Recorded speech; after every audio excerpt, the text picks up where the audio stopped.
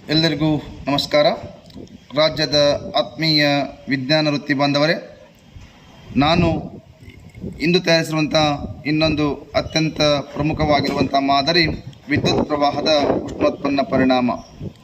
ನಾನು ಶ್ರೀ ಗಿರೀಶ್ ದೊಡ್ಮನಿ, ಸರ್ಕಾರಿ ಪ್ರೌಢಶಾಲೆ ಕಂಚಿನಗಳೂರು, ತಾಲೂಕು ಹಾನಗಲ್, ಜಿಲ್ಲಾ ಹಾವೇರಿ. ಆತ್ಮೀಯ ವೃತ್ತಿ ಬಾಂಧವರೇ, ನಮ್ಮ 10ನೇ ತರಗತಿಯ ವಿದ್ಯುತ್ ಶಕ್ತಿಯ ಪಾಠಕ್ಕೆ ಸಂಬಂಧಪಟ್ಟಂತೆ ನಮಗೆಲ್ಲ ಗೊತ್ತಿದೆ, ಒಂದು ವಾಹಕದ ಮೂಲಕ ಹರಿಯುತ್ತಿರುವ ವಿದ್ಯುತ್ ಪ್ರವಾಹನೂ ಕೂಡ ಉಷ್ಣವನ್ನು ಉತ್ಪತ್ತಿ ಮಾಡುತ್ತದೆ. ಅದರಲ್ಲಿಯೂ ಯಾವ ವಾಹಕದ ರೋಧ ಹೆಚ್ಚಾಗಿರುತ್ತದೆಯೋ ಅದರಲ್ಲಿ ಹೆಚ್ಚು ಉಷ್ಣ ಉತ್ಪತ್ತಿಯಾಗುತ್ತದೆ ಎಂಬುದು ಗೊತ್ತಿದೆ. ಆ ಒಂದು ಕಾನ್ಸೆಪ್ಟನ್ನು ಅಥವಾ ಒಂದು ಪರಿಕಲ್ಪನೆಯನ್ನು ಮಕ್ಕಳಿಗೆ ಸುಲಭವಾಗಿ ಅರ್ಥ ಮಾಡಿಕೊಳ್ಳಿಕ್ಕೆ ನಾನು ಈ ಒಂದು ಮಾದರಿಯನ್ನು ತಯಾರು ಮಾಡಿಕೊಂಡಿದ್ದೇನೆ. ಈ ಒಂದು ಮಾದರಿ ತಯಾರು ಮಾಡಲಿಕ್ಕೆ ನಾನು ಒಂದು ಡಿಜಿಟಲ್ ಆಗಿರುವಂತಹ ಥರ್ಮೋಮೀಟ್ರನ್ನು ಬಳಸ್ಕೊಂಡಿದ್ದೇನೆ. ಹಾಗೆಯೇ ಆ ಥರ್ಮೋಮೀಟರ್ನ ಒಂದು ಪ್ರೋಬ್ಗೆ ಏನು ಮಾಡಿದ್ದೇನಪ್ಪ ಅಂದರೆ, ಹೆಚ್ಚು ರೋಧವನ್ನು ಹೊಂದಿರುವಂತಹ ಹೆಚ್ಚು ಉಷ್ಣವನ್ನು ಉತ್ಪತ್ತಿ ಮಾಡುವಂತಹ ನೈಕ್ರೋಮ್ ತಂತಿಯನ್ನು ಸುತ್ತಿಕೊಂಡಿದ್ದೇನೆ. ಆ ನೈಕ್ರೋಮ್ ತಂತಿಯನ್ನು ಒಂದು ಏನಪ್ಪ ಅಂದರೆ ವಾಹಕ ತಂತಿಗೆ ಜೋಡಿಸ್ಕೊಂಡ್ಬಿಟ್ಟು ಅದನ್ನು ಒತ್ತುಗುಂಡಿಗೆ, ಹಾಗೆಯೇ ಒತ್ತುಗುಂಡಿಯ ಮೂಲಕ ಒಂದು ಕನೆಕ್ಟರ್ಗೆ ಇಟ್ಟಿದ್ದೇನೆ.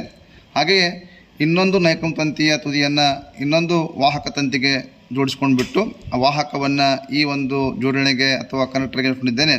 ನಂತರ ಬ್ಯಾಟರಿಯ ಪಾಸಿಟಿವ್ ಹಾಗೂ ನೆಗೆಟಿವ್ ಟರ್ಮಿನಲನ್ನು ಈ ಒಂದು ಕನೆಕ್ಟರ್ಗೆ ಜೋಡಿಸ್ಕೊಂಡಿದ್ದೇನೆ. ಹಾಗಾದರೆ ನಾನೀಗ ಮೊದಲಿಗೆ ಒತ್ತುಗುಂಡಿನ ಹಾಕ್ತಿದ್ದೆ ನೋಡಿ. ಈಗ ಟೆಂಪ್ರೇಚರ್ 26.6 ಇದೆ. ಒತ್ತುಗುಂಡಿಯನ್ನು ಹಾಕಿದಾಗ ಈ ಒಂದು ವಾಹಕದ ಮೂಲಕ ಹರಿಯುತ್ತಿರುವಂಥ ವಿದ್ಯುತ್ ಪ್ರವಾಹವು ಈ ಒಂದು ನೈಕ್ರೋಮ್ ತಂತಿಯಲ್ಲಿ ವಿದ್ಯುತ್ ಪ್ರವಾಹ ಹರಿಯುತ್ತಿರುವಾಗ ಹೆಚ್ಚು ಉಷ್ಣವನ್ನು ಉತ್ಪತ್ತಿ ಮಾಡುತ್ತದೆ. ಕಾರಣ ಇದರ ರೋಧ ಹೆಚ್ಚಾಗಿದೆ.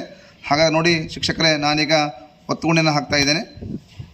ಒತ್ತುಗುಂಡಿನ ಹಾಕಿ ಸ್ವಲ್ಪ ಸಮಯದ ನಂತರ ಅಲ್ಲಿ ಟೆಂಪ್ರೇಚರ್ ಜಾಸ್ತಿ ಆಗ್ತಾ ಹೋಗ್ತದೆ. ಈಗ 28.6 ಆಗ್ತಾಯಿದೆ, 30.9 ಆಗ್ತಾಯಿದೆ, 39.9 ಡಿಗ್ರಿ ಸೆಲ್ಸಿಯಸ್ ಆಗ್ತಾಯಿದೆ, 40.6 ಡಿಗ್ರಿ ಸೆಲ್ಸಿಯಸ್ ಆಗ್ತದೆ, 44.48 ಆಗ್ತದೆ.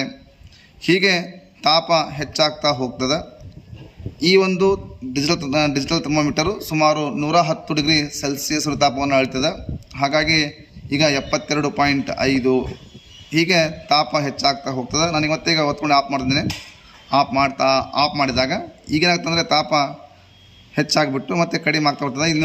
ಇಲ್ಲಿ ತಾಪ ಹೆಚ್ಚಾಗ್ತಾ ಇದೆ, 89.6 ಆಗಿದೆ. ಈಗ ಕಡಿಮೆ ಆಗ್ತಾಯಿದೆ ನೋಡಿ, 87.5 ಆಗ್ತಾಯಿದೆ, 86 ಆಗ್ತಾಯಿದೆ, 84 ಆಗ್ತಾಯಿದೆ, 82.9 ಆಗ್ತಾಯಿದೆ. ಈ ರೀತಿಯಾಗಿ ನಾವು ಮಕ್ಕಳಿಗೆ ಸುಲಭವಾಗಿ ಒಂದು ವಾಹಕದ ಮೂಲಕ ಹರಿಯುತ್ತಿರುವಂತಹ ವಿದ್ಯುತ್ ಪ್ರವಾಹವು ಕೂಡ ಉಷ್ಣವನ್ನು ಉತ್ಪತ್ತಿ ಮಾಡುತ್ತದೆ ಎಂದು ಈ ರೀತಿಯಾಗಿ ಈ ಒಂದು ಮಾದರಿ ಮೂಲಕ ಸುಲಭವಾಗಿ ನಾವು ಮಕ್ಕಳಿಗೆ ತಿಳಿಸಬಹುದು.